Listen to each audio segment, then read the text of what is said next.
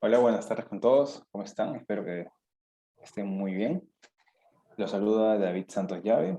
Y el día de hoy tengo el agrado de presentar a 4 ponentes de muy buen nivel para que les cuenten sobre sus investigaciones. Para esto vamos a tener la siguiente estructura. Cada ponente va a hablar durante 15 minutos y luego vamos a tener una sesión de preguntas que la pueden hacer a través del chat.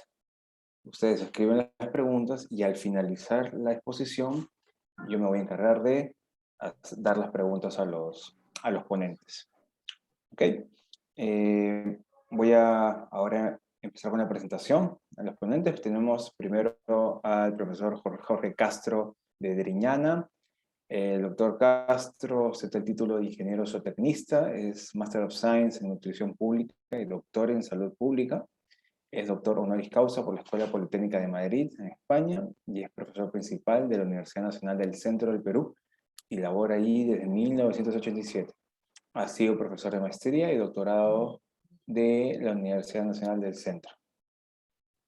El, la segunda expositora es Marta Calderón Ríos. Ella tiene el grado de doctor en filosofía con mención en biociencias y biotecnología por la Chungnam National University de Corea del Sur. Es bióloga por la Universidad Nacional Mayor de San Marcos, es docente e investigadora en la Universidad Nacional Toribio Rodríguez de Mendoza de Amazonas, e investigadora de la Universidad Nacional Toribio Rodríguez de Mendoza también, y la Universidad Magallanes en Chile. Su investigación está relacionada con el uso de tecnologías y herramientas basadas en el ADN, códigos de barras de ADN, genómica y metagenómica, para ayudar a la conservación del germoplasma y a la gestión sostenible de las especies de importancia de la región de Amazonas. En el año 2020 recibió el Premio Nacional por las Mujeres en la Ciencia en la categoría Talentos en Ascenso, por su contribución al conocimiento científico. También nos acompaña Mike Corazón Weaving. Él es magíster en ciencias biológicas, en genética, en especialidad de genética en la Universidad Unesp en Brasil y del Instituto de Biociencias Campus de Putacatu del 2014. Tiene experiencia en el área de recursos genéticos vegetales y animales, actuando principalmente en los siguientes temas: diversidad genética, caracterización de germoplasmas y análisis de marcadores microsatelitales. Y también nos acompaña Daniel Paredes López, él es médico veterinario con grado de maestría en ciencias veterinarias por la Universidad de Edimburgo, en Reino Unido, y doctor en ciencias biomédicas por la UNSA. Es docente e investigador en la UNAS, y su línea de investigación es uso de compuestos fitogénicos para la mejora del bienestar, salud y producción animal. Y es investigador principal en proyectos de Fondesit. Como les dije, tenemos ponentes de lujo. Cada uno de los ponentes va a tener 15 minutos. Y a continuación le cedo la palabra al profesor Jorge Castro.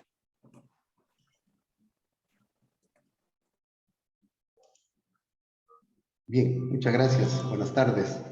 Estimados colegas, organizadores de la segunda semana de investigación de la Red Peruana de Universidades, público en general, voy a tener el gusto de presentar ante ustedes el trabajo de investigación titulado Riesgo dietético al plomo y cadmio en la leche bovina cruda producida en una zona altamente contaminada de los Andes del Perú. Este trabajo está con la autoría del que habla la doctora Doris Chirinos Peinado de la Universidad del Centro también, la doctora Elba Ríos de la Universidad Nacional Agraria La Molina, María Machuca Campuzano del Instituto Tecnológico Santiago Antúnez de Mayolo, Palián Huancayo, y el ingeniero Elvis Gómez Ventura de la Facultad de Zootecnia de la Universidad del Centro. Como bien sabemos nosotros en el Perú, la actividad minero-metalúrgica genera alrededor del 20% de todos los ingresos fiscales y se ubica principalmente en la sierra y zona intermedia de la sierra, donde también conjuntamente se desarrolla la ganadería, exponiéndola así al impacto de esta actividad minero-metalúrgica. Estas actividades emiten partículas finas cargadas de metales pesados que obviamente se transfieren a la cadena alimentaria, llegando a los alimentos. Es el caso en este estudio de la leche. Comunidades cercanas al complejo metalúrgico de la Oroya tienen el suelo, los pastos, etcétera, altamente contaminados con límites o con cantidades de plomo y cadmios muy superiores a los límites permisibles. Y esta ingesta sistemática de la leche producida en estas condiciones provocaría pues un daño, una serie de daños que ya conocemos causa el plomo y el cadmio, sobre todo en los niños, que son los más vulnerables porque tienen un mayor consumo de leche en base al peso vivo. Es muy conocida la importancia nutricional de la leche, por eso atacamos este problema. Si bien es cierto, el consumo per cápita en nuestro país está en 87 kilogramos, la FAO recomienda 130, no obstante, es bastante consumido incluso por los programas de apoyo social que consideran a la leche como uno de los productos básicos. Otro aspecto que nos motiva a hacer estos estudios es que en nuestro país no tenemos normativa sobre la ingesta máxima de metales pesados para productos lácteos y utilizamos límites permisibles de la Unión Europea, del Códex Alimentario y quizá de otros entes internacionales. En ese sentido, todas estas emisiones industriales están pasando, como decíamos, al aire, al agua, al suelo, a las raíces de los pastos, se traslocan a la parte comestible, obviamente llegan al ganado y pueden ser de alto riesgo alimentario para la salud humana cuando el plomo y cadmio sobrepasan los niveles permisibles. En ese sentido, el objetivo de este trabajo fue evaluar el posible riesgo dietético a la exposición al plomo y cadmio por el consumo de leche producida en zonas cercanas a esta actividad minero-metalúrgica en poblaciones de 2 a 85 años de edad de nuestro país. El estudio se realizó en una comunidad cercana, aquí vemos en el mapa, a La Oroya, está más o menos a 21 kilómetros, pertenece a la comunidad de Paccha, y tenemos la zona de estudio donde se tiene el establo lechero de esta comunidad, como vemos en la diapositiva. Se ha tomado muestras tanto en abril y septiembre para tener promedios anuales de la muestra, incluso pensando que en alguna época pudiese variar este tema. Las muestras de leche fueron colectadas en frascos estériles de primer uso. Se ha seguido el protocolo de Tabernas 2005 y para la cuantificación del plomo y cadmio también se ha seguido un método de la Asociación de Análisis Químicos de la OAC, el protocolo 973.35 por espectrometría de absorción atómica de la llama.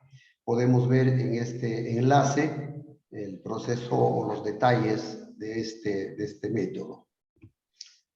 Respecto a materiales entonces y métodos, hemos considerado la evaluación, el riesgo en base a 3 niveles de ingesta dietaria dependiendo de la edad, con datos colectados de diferentes investigaciones. Es así que el consumo mínimo, por ejemplo, para los preescolares de 2 a 5 años, el consumo mínimo fue de 400 gramos, el consumo medio 500 y el consumo máximo 600. Y así tenemos los 3 niveles de consumo por grupo etario. Y esto nos ha servido para hacer cálculos de ingestas diarias y semanales de acuerdo a este consumo lácteo en base al contenido de plomo y cadmio de la leche producida en estas condiciones. Las medianas del peso, tanto de varones y mujeres de 2 a 85 años, han sido otorgadas por la Dirección Ejecutiva de Vigilancia Alimentaria y Nutricional del Ministerio de Salud, del SENAN. También tenemos la UR, si queremos conocer estos datos de pesos de la población peruana de 2 a 85 años. La exposición al plomo y al cadmio ha sido medido considerando la ecuación que vemos en la diapositiva, teniendo en cuenta la concentración del metal en la leche, en este caso sea plomo o cadmio, el consumo de la leche en los 3 niveles que ya hemos indicado, y el promedio de peso corporal para la edad. Esta exposición se llevó a exposición semanal, la cual ha sido comparada con la exposición referencial establecida por la JEFCA y la EFSA, en este caso por el Comité Mixto FAO-OMS de Expertos en Aditivos Alimentarios, que sería la JEFCA, y la EFSA, la Autoridad Europea de Seguridad Alimentaria. El coeficiente de riesgo no debe pasar este coeficiente más de 1. Si es mayor a 1, nos significa alto riesgo de manifestar efectos adversos descritos para cada metal en estudio. Entonces, hemos dividido la exposición entre la referencia semanal de esta ingesta, ¿no? Si la DRC sale menos de 1, obviamente estamos en bajo riesgo de exposición. Respecto a los resultados, hemos trabajado nosotros 40 muestras de leche y vemos los resultados por estaciones y los promedios. En el caso del plomo, el promedio fue 517 microgramos por kilogramo cuando el máximo es 20. O sea, en plomo es la situación sumamente crítica. En el caso del cadmio también, el promedio, la Unión Europea indica un límite máximo de 10 y hemos obtenido 18 miligramos por kilogramo. Entonces, estas concentraciones, como vemos en la lámina, han sido pues prácticamente 29 veces y 2 veces más altos que los límites permisibles. Con estos datos, hemos nosotros elaborado curvas de ingesta semanal en los 3 niveles de ingesta. Ingesta mínima, media y alta. ¿Qué ocurre aquí? Que incluso en la ingesta mínima, en el escenario de ingesta mínima, estos son los límites permisibles y obviamente hasta los 19 años de edad es sumamente alto la ingesta semanal de plomo respecto a los límites tolerables, ¿no? A partir de los 20 años disminuye sustancialmente el consumo de leche en nuestra población y ya los valores están muy por debajo de esta curva, que estaría bordeando más o menos los 1400 miligramos por semana. Entonces, en estas edades, niños y jóvenes, adolescentes hasta los 19 años, es un problema. Obviamente, este problema se hace más fuerte tanto en una exposición media o alta, ¿no? Que incluso, miren ustedes, en la exposición alta, ya la población arriba de 20 años se va acercando a la curva de exposición máxima en el caso del plomo. En el caso del cadmio no hubo problemas solamente en niños de 2 años de edad con una ingesta máxima. O sea, criaturas de 2 años de edad que estarían consumiendo 600 miligramos de 600 gramos de la leche producida en estas condiciones, ya tienen problema de alta ingesta semanal de cadmio, como vemos acá, ¿no? Entonces, vemos aquí luego ya los resultados de los coeficientes de riesgo. Dijimos que cuando es mayor de 1 hay alto riesgo. Entonces, haciendo un cuadro agrupado por edades, el riesgo hasta los 10, decíamos hasta los 19, obviamente, es bastante alto. 5,39 el riesgo dietario al plomo en niños de 2 años, 3,11 en 5 años, 2,15 en 10, y luego ya disminuye, es menos de 1. Entonces, el problema crítico es para niños y adolescentes. Respecto al cadmio, vemos solamente este problema en los 2 años de edad donde el DCR es mayor de 1, ¿no? Y obviamente en una ingesta alta. Aquí tenemos la ingesta mínima, media y alta de leche. Están acá los valores de ingesta de leche y nos arroja estos resultados. Llevando esto a curvas para explicar mejor el asunto, vemos que obviamente en el caso de el plomo sobrepasa hasta esta edad el DRC mayor a 1. Es un análogo a las curvas anteriores de ingesta que hemos visto. Y obviamente a mayor consumo de leche esto se hace más notorio. En el caso del cadmio, como decíamos acá, solamente en los niños de 2 años de edad se supera el máximo, se supera el DCR de 1, o sea, es mayor de 1. Estas curvas nos dan a conocer con claridad todo lo que sucede en la población de 2 a 85 años. En base a esos resultados hemos generado estas conclusiones. La leche producida en las cercanías a la industria metalúrgica de la Sierra Central supera los límites máximos de plomo y cadmio, lo que hace inadecuada para su consumo en niños y personas menores de 20 años. La ingestión de plomo a través de esta leche contaminada supone un alto riesgo potencial para la salud y en el caso del cadmio es para los niños de 2 a 3 años que consumen más de medio kilogramo de leche fresca al día. Algunas recomendaciones: debemos garantizar la seguridad e inocuidad de la leche y otros productos obtenidos en zonas cercanas a la actividad y extracción y fundición de minerales. estableciendo los límites máximos en normas oficiales y monitoreando el riesgo de exposición a estos metales a través de la implementación de un sistema de seguimiento y vigilancia en estas zonas y asimismo, obviamente, la normativa. Estos resultados han sido ya publicados en la revista Ecotoxicology and Environmental Safety de Elsevier, de Scopus, ¿no? Está ahí los autores y simplemente agradecer a la RPU esta semana de investigación y espero algunas consultas si es que hubiera. Muy amable, muchas gracias. Muchas gracias a ti, Jorge. Es un momento de hacer las preguntas ahora. Vamos a dar unos minutos al público para que haga unas preguntas. Mientras tanto, yo te hago una que es, tú mencionabas que existen ciertos valores de la cantidad máxima de plomo y cadmio. Existen ciertos valores que han sido impuestos para la Comunidad Europea, pero que es necesario hacerlos particulares para Perú. ¿Por qué no podemos usar esos valores como referencia? ¿Por qué mencionas que es necesario hacer una nomenclatura particular? Estamos viendo que a nivel de Latinoamérica ya muchos países están fijando los límites máximos para una serie de metales pesados, no solo en leche, en una serie de productos alimenticios. Y lo que vemos son variaciones, ¿no? Variaciones entre la normativa incluso ecuatoriana, que la he visto, hay una norma rumana. Los países desarrollados y europeos son más exigentes en normativa. El hecho va que en esta situación tenemos que, en todo caso, tener una información mucho más completa y también el sentir, digamos, o el enfoque que tienen de la industria minero-metalúrgica. ¿Por qué? Si yo pretendo reducir o ajustar mucho un límite máximo permisible, eso va a hacer de repente de que desensamblen toda una planta o pongan equipo no completamente nuevo con una tecnología limpia, lo que muchas veces las mineras antiguas no pueden hacerlo. Este es el caso de Doe Ram, ¿no? Ustedes saben, Doe Ram viene funcionando desde 1920 y tantos.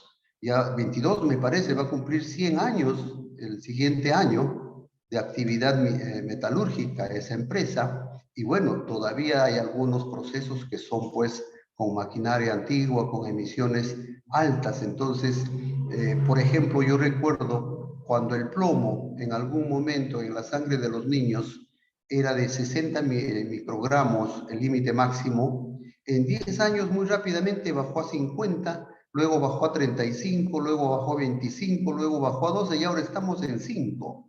Entonces, esos hechos no se trata solamente de poner una norma así, sino de utilizar toda la evidencia científica y ponernos a ir normalizando en nuestros productos, porque entendemos que nuestro país obviamente es minero, ya lo dijimos, y no es cuestión de que no haya minería para proteger la salud humana, sino que tiene que haber tecnología limpia, sostenible, amigable. Entonces yo creo que sí es necesario una normativa para hacer incluso trazabilidad en estos alimentos. No sabemos hoy en día qué cantidad de metales pesados tienen todos los alimentos que ingerimos nosotros. Sin embargo, para finalizar y hacerlo rápido, cuando en algún momento Sierra Exportadora trató de exportar productos de la Sierra Central a Japón, en un primer lote lo recibieron, tanto en cuyes, incluso en este producto vegetal en Concepción, la alcachofa y todo eso, y que luego para segundos lotes dijeron, un momentito, estos productos tienen metales pesados. Y ahí se acabó el asunto. Entonces requerimos realmente vigilancia, monitoreo de metales pesados, ¿no? Porque es altísimo. Estamos viendo, mira, tiene 29 veces más en plomo de lo que dicen el límite máximo, porque hablar también de permisible yo creo que es un error. No debe existir un límite permisible. Nosotros no tenemos plomo en nuestra composición, debiese ser cero. Entonces, a veces se interpreta mal cuando se habla de un límite permisible. No dice, está permitido. No, no está permitido. Ese es el tema y amerita también debate. Gracias por la pregunta. Muchas gracias, profesor Jorge. Ahora pasamos con la profesora Marta Calderón. Tiene 15 minutos. Muy amables.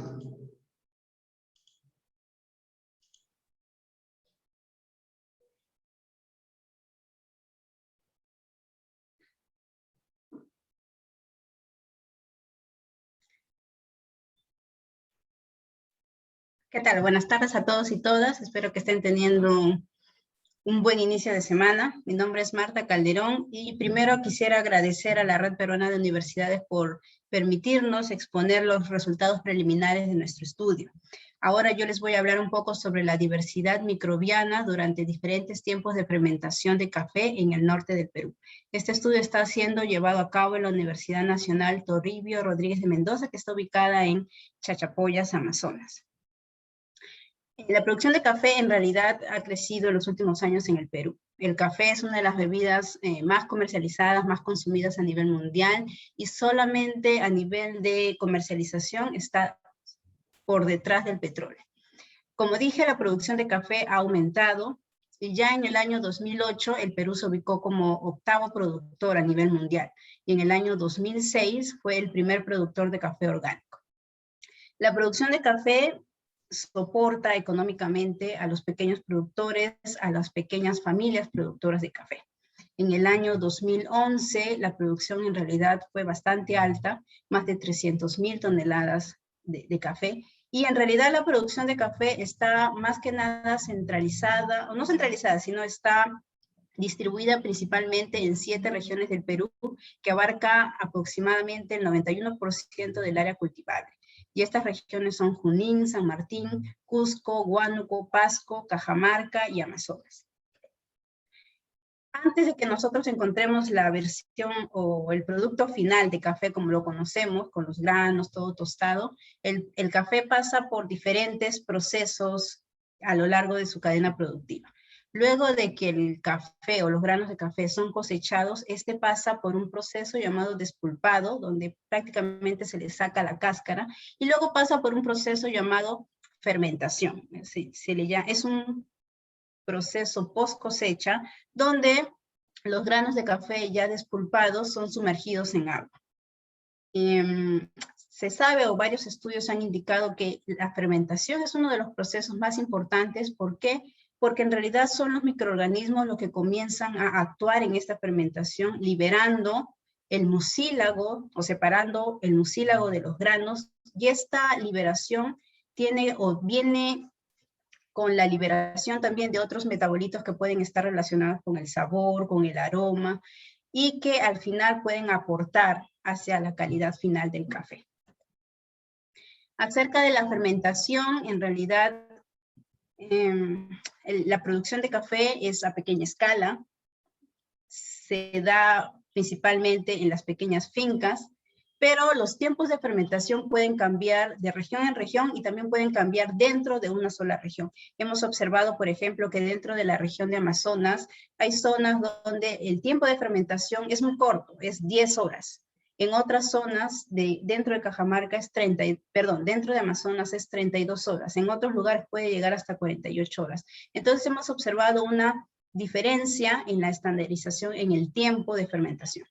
Además, también hemos observado escasez de data científica relacionada con la ecología microbiana o con los microorganismos presentes a lo largo de la fermentación. Todo esto en realidad nos dio la idea, nos dio la motivación de tratar de entender cómo los tiempos de fermentación van a moldear las comunidades microbianas.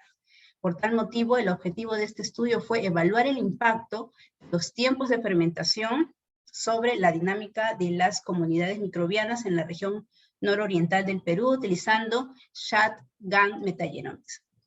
Hemos visto que en realidad los estudios de ecología microbiana inicialmente se enfocaron en los cultivos, el cultivo tradicional en el laboratorio, pero no necesariamente todos los organismos no todos los microorganismos son cultivables. Es por eso que han aparecido diferentes tecnologías, y una de esas es la tecnología de nueva generación o Next Generation Sequencing, que con esta tecnología nosotros podemos tratar de conocer un poco más a profundidad la diversidad de microorganismos en diferentes medios.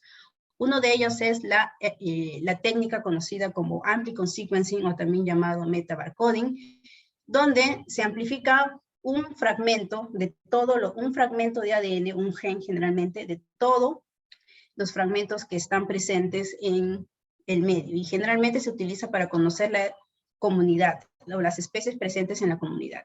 Otro de las técnicas es llamada metagenomics sequencing o también shotgun metagenomics, y en este caso se secuencian todas las partes de ADN presentes en el medio, en la muestra. Se utiliza también para conocer la taxonomía, pero también para realizar análisis funcionales. ¿Qué partes o qué rutas metabólicas habían sido activadas al momento de la colecta? Es por eso que en nuestro estudio nosotros nos enfocamos también en realizar o conocer un poco más sobre los análisis funcionales. El área de estudio, nosotros incluimos 2 fincas de Amazonas y una finca de Cajamarca. Incluimos la región Cajamarca porque en realidad la localidad de San Ignacio es bastante conocida por su buena calidad de café. Los cafés que provienen de esta zona han sido siempre galardonados en el concurso de tasa de excelencia. Entonces se sabe muy bien de la calidad de estos cafés. Respecto al muestreo, nosotros ya mencioné que tomamos muestras de Cajamarca, y en Cajamarca se da un proceso de fermentación largo, donde la fermentación tiene una duración de 32 horas. Aquí en estas se tomaron muestras cada 6 horas, entonces obtuvimos 6 muestras, y en la región de Amazonas se da un proceso de fermentación más corto, de 10 horas. Aquí tomamos 2 muestras, una muestra cada 5 horas. Además de eso, se tomaron otras variables en el ambiente como temperatura y humedad, y variables del fermento como temperatura, humedad y pH. Para los análisis moleculares y el procesamiento bioinformático, en realidad se utilizó la plataforma Illumina, y se utilizaron diferentes programas bioinformáticos para al final conocer o hacer la asignación taxonómica y conocer los procesos funcionales que se llevaron a cabo. Dentro de los resultados, nosotros también queríamos o quisimos conocer la calidad del café que nosotros colectamos. Por eso se hicieron análisis sensoriales en el café, y en este caso encontramos que los cafés provenientes de Cajamarca obtuvieron un puntaje de 86 sobre 100, mientras que los cafés colectados en Amazonas obtuvieron un puntaje de entre 73 y 77. No se observaron diferencias significativas entre los parámetros, las variables tomadas al momento de realizar la colecta. Nosotros hicimos primero un análisis taxonómico en base al marcador LSU, y lo que a primera vista se puede observar es la gran cantidad de diversidad no identificada, que se puede ver en color gris. Por ejemplo, en los fermentos colectados en una fermentación corta, podemos o encontramos porcentajes altos de diversidad no identificada que fluctuaron entre el 30% de todo lo que se identificó y el 40%. Sin embargo, en los procesos de fermentación más largos, la diversidad no identificada llegó hasta el 60% de todos los reads que se secuenciaron. Entonces estamos hablando aquí que al menos hay una alta cantidad de microorganismos que no ha podido ser identificada y que está asociada a procesos de fermentación un poco más largos. Queremos ver cuál es la presencia o la diversidad de géneros en las diferentes muestras. Hemos encontrado que al menos en las muestras provenientes de Cajamarca se encontraron mayor cantidad de especies pertenecientes